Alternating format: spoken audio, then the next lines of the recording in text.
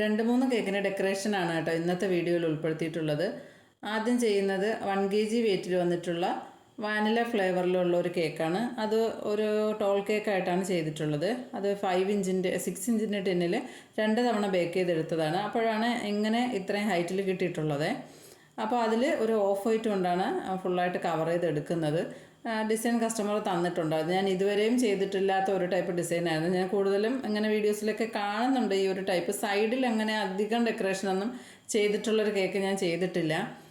അപ്പോൾ അങ്ങനെ വീഡിയോസൊക്കെ കാണുന്ന സമയത്ത് അതുപോലുള്ള മോഡൽസൊക്കെ കാണാറുണ്ട്. പക്ഷേ എനിക്കത് ചെയ്യുന്നതിനോട് വലിയ താല്പര്യം ഉണ്ടായിരുന്നില്ല. ഈ സൈഡിൽ ഇങ്ങനെ ഒരുപാട് മോഡലൊക്കെ കൊടുക്കുന്നത് എനിക്ക് അത്ര ഇഷ്ടമുള്ള കാര്യമില്ല. അതുകൊണ്ട് ഞാൻ അങ്ങനെ ചെയ്യാറില്ല. പക്ഷേ ഇതെനിക്ക് കസ്റ്റമർ തന്നിട്ടുണ്ടായിരുന്നു. അപ്പോൾ ഞാൻ വിചാരിച്ചു ഇതുവരെയും ചെയ്തിട്ടില്ലാത്തല്ലേ, ഒരു വെറൈറ്റി ആയിക്കോട്ടെ ചെയ്യാമെന്ന് വിചാരിച്ചിട്ട് അങ്ങനെ ചെയ്തിട്ടുണ്ടായിരുന്നതാണ്. അപ്പോൾ ഓഫ് വൈറ്റ് കളറായിട്ടാണ് ഫുള്ള് കവർ ചെയ്തെടുക്കുന്നത്. അപ്പോൾ ഞാൻ ക്രീം കൊടുത്ത ശേഷമാണ് ഓർമ്മിച്ചത്.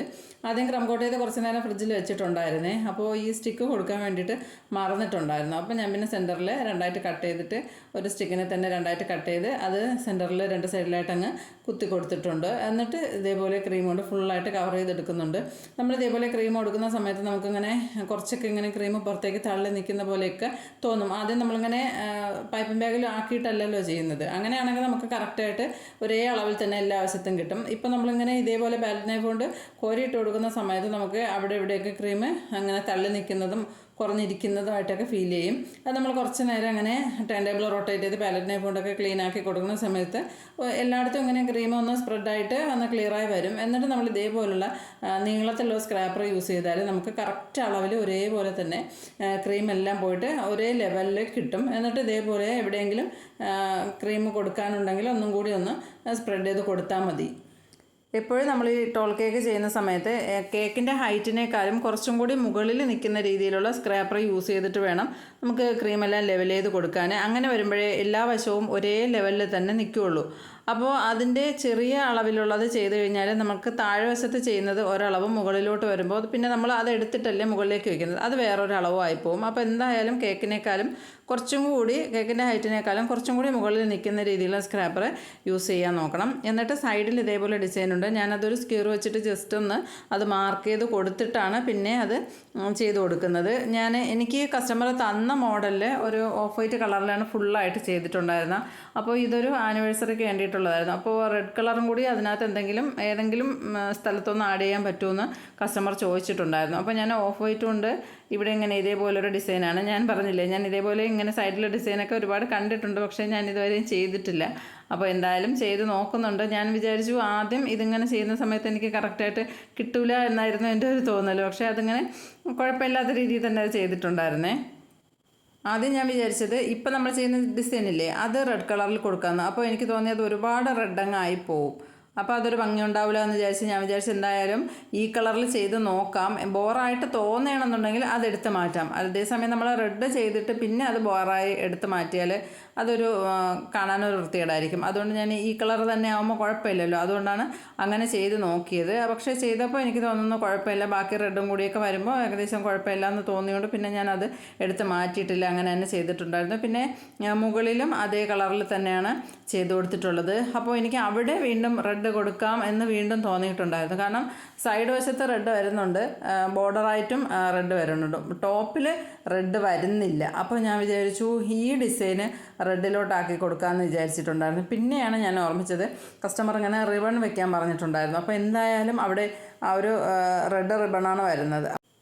അപ്പോൾ റെഡ് ഡിസൈനിൽ പിന്നെ റെഡ് റിബണും കൂടി ആവുമ്പോൾ ഓവറായി പോകുമെന്ന് തോന്നിയതുകൊണ്ട് പിന്നെ ഞാനത് ഈ കളറിൽ തന്നെയാണ് അത് ഫുള്ളായിട്ട് ഇങ്ങനെ ഒരു ഡിസൈൻ കൊടുത്തിട്ടുണ്ടായിരുന്നത്. ഞാൻ ആദ്യം ചെയ്ത സമയത്തൊക്കെ കേക്കിൻ്റെ ഷേപ്പൊക്കെ കറക്റ്റായിരുന്നു. എനിക്ക് തോന്നുന്നു ഈ സൈഡിൽ ഈ ഡിസൈനും ഒക്കെ വന്നതുകൊണ്ടായിരിക്കും. പിന്നീട് ഞാൻ കേക്ക് കംപ്ലീറ്റ് ആയതിന് ശേഷം നോക്കിയപ്പോൾ ഈ പകുതി ഭാഗത്തുനിന്ന് താഴോട്ട് അങ്ങനെ പുറത്തേക്ക് തള്ളി നിൽക്കുന്ന പോലെ, അതായത് അവിടെ കുറച്ച് വണ്ണം കൂടുതലും മുകളിലോട്ട് വണ്ണം കുറവുമായിട്ട് എനിക്ക് ഫീൽ ചെയ്തിട്ടുണ്ടായിരുന്നേ. അപ്പോൾ എനിക്ക് തോന്നുന്നു ഈ ഒരു ക്രീമും കൂടെയൊക്കെ കുറച്ച് അവിടെ ഇങ്ങനെ കയറിയപ്പോഴത്തേക്കും അവിടെ ഒരു തള്ളൽ വന്നതുപോലെ എനിക്ക് പിന്നീട് തോന്നിയിട്ടുണ്ടായിരുന്നു. പക്ഷേ ആദ്യം ഞാൻ പറഞ്ഞില്ലേ കേക്കിൻ്റെ ഹൈറ്റിനേക്കാളും കുറച്ച് മുകളിൽ നിൽക്കുന്ന രീതിയിലുള്ള സ്ക്രാപ്പറാണ് യൂസ് ചെയ്തിട്ടുള്ളത്. അപ്പോൾ നമുക്ക് എന്തായാലും ഒരേ ലെവലിലായിരിക്കും ക്രീം സ്പ്രെഡ് ആയിട്ടുള്ളത്. അപ്പോൾ കുഴപ്പമൊന്നും ഉണ്ടായിരുന്നില്ല. അപ്പോൾ കേക്ക് കണ്ടപ്പോഴും കുഴപ്പമൊന്നും ഉണ്ടായിരുന്നു. പക്ഷേ എനിക്ക് തോന്നുന്നു ഈ സൈഡിൽ ആ ഒരു ഡിസൈൻ വന്നതുകൊണ്ടായിരിക്കാം ആ താഴ്വശത്തോട്ട് കുറച്ചൊരു തള്ളൽ പോലെ, അതായത് ഒരു വണ്ണക്കൂടുതൽ പോലെ എനിക്ക് തോന്നിയിട്ടുണ്ടായിരുന്നേ. കസ്റ്റമർ തന്ന മോഡൽ അതുപോലെ തന്നെയാണ് ചെയ്തിട്ടുണ്ടായിരുന്നത്. അപ്പോൾ അതിനകത്ത് ഈ റെഡ് കളർ ഞാൻ കൊടുത്തിട്ടുള്ളതെല്ലാം ആ ഒരു ഓഫ് വൈറ്റ് കളറിലാണ് ചെയ്തിട്ടുണ്ടായിരുന്നത്.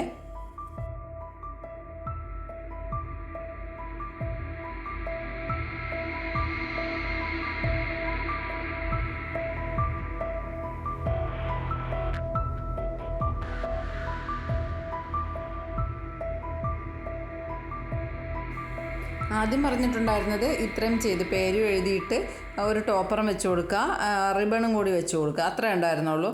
പക്ഷേ പിന്നീട് എന്നെ വിളിച്ച് പറഞ്ഞിട്ടുണ്ടായിരുന്നു കുറച്ച് സ്പേസ് ഉണ്ടായിരിക്കണം, അതിൽ ഫ്ലവർ വെക്കാനുണ്ട്, അതായത് ഫ്രഷ് ഫ്ലവറും കൂടി വെക്കണം, ഫോക്സ് ബോൾസ് ഉണ്ടെങ്കിൽ അതും കൂടി വെക്കണമെന്നൊക്കെ പറഞ്ഞിട്ടുണ്ടായിരുന്നു. അപ്പോൾ അതിനുള്ള സ്പേസ് ഇട്ടേക്കാൻ പറഞ്ഞിട്ടുണ്ടായിരുന്നു. അപ്പോൾ അതനുസരിച്ചിട്ടാണ് ഞാൻ പേര് എഴുതി കൊടുത്തിട്ടുള്ളത്. അപ്പോൾ എന്നിട്ട് ഫ്ലവർ പിന്നീട് വാങ്ങിക്കൊണ്ടുവന്ന് വയ്ക്കുകയാണ് ചെയ്തിട്ടുണ്ടായിരുന്നത്. പിന്നെ ടോപ്പർ വാങ്ങിക്കൊണ്ട് വന്നത് കുറച്ച് വലുതായിരുന്നേ.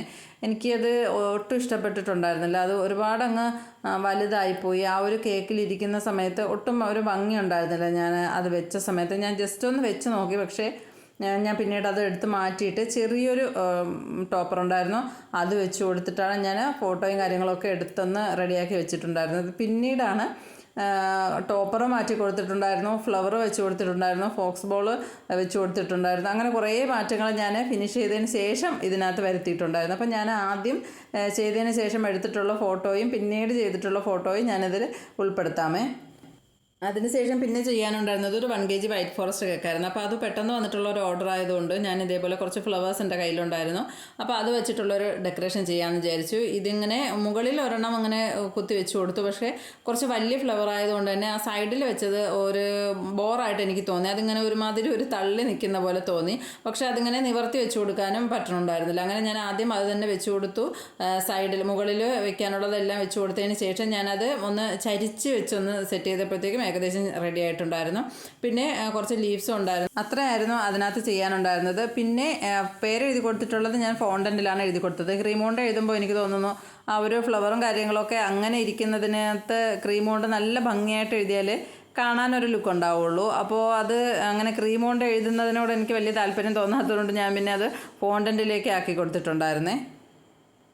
ഈ ഫോണ്ടൻ്റ് അതിൻ്റെ മുകളിലേക്ക് വെക്കാൻ വേണ്ടിയിട്ട് കൊണ്ടുവന്നു കഴിഞ്ഞാൽ ഒരു ടെൻഷനാണ്. അത് എവിടെ വെക്കണം, എങ്ങനെ വെക്കണം, ചരിഞ്ഞു പോവോ വെക്കുമ്പോൾ, അങ്ങനെയൊക്കെ ഒരു കൺഫ്യൂഷനിൽ കുറച്ച് നേരം അവിടെ നിന്ന് അങ്ങോട്ടും ഇങ്ങോട്ടൊക്കെ തിരിച്ചു മറിച്ചൊക്കെ നോക്കാറുണ്ട്. ചില സമയത്ത് അങ്ങനെ വെക്കുന്ന സമയത്ത് കയ്യിൽ നിന്ന് അത് കേക്കിലേക്ക് വീണ്ടും പോകാറുണ്ട് കേട്ടോ. അതിനുശേഷം ഒരു 1/2 kg വൈറ്റ് ഫോറസ്റ്റ് കേക്കായിരുന്നു. അപ്പോൾ അത് കേക്ക് ഫൈനൽ കോട്ട് ചെയ്ത് ഫ്രിഡ്ജിലേക്ക് വെച്ച് കൊടുത്തതിന് ശേഷം പിന്നെ ഒരു ബ്ലൂ കളറൊന്ന് മിക്സ് ചെയ്തതിന് ശേഷം ഇതേപോലെ അതിൽ ഒരു സ്മോൾ ലെറ്ററിലാണ് ഞാൻ എഴുതി കൊടുത്തിട്ടുണ്ടായിരുന്നത്.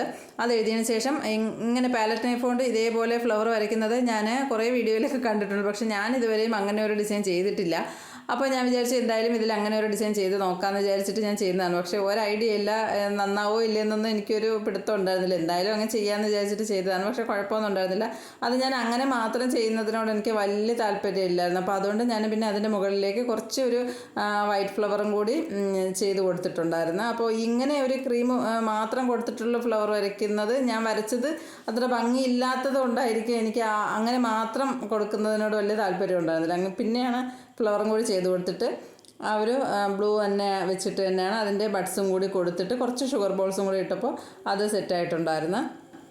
എന്നും പറയും പോലെ തന്നെ വീഡിയോ ഇഷ്ടപ്പെട്ടിട്ടുണ്ടെങ്കിൽ ലൈക്ക് ചെയ്യാനും ഷെയർ ചെയ്യാനും സബ്സ്ക്രൈബ് ചെയ്യാനും മറന്നു പോകരുത്. പിന്നെ നിങ്ങളുടെ ഫ്രണ്ട്സിൻ്റെ ഇടയിലോ ഫാമിലിക്കുള്ളിലോ ആരെങ്കിലും ഇതേപോലെ കേക്ക് ഉണ്ടാക്കാൻ താല്പര്യമുള്ളവരാണെങ്കിലോ കേക്ക് ഉണ്ടാക്കുന്നവരാണെങ്കിലോ ഒക്കെ അവർക്ക് ഈ വീഡിയോ ഒന്ന് ഷെയർ ചെയ്ത് കൊടുക്കണം.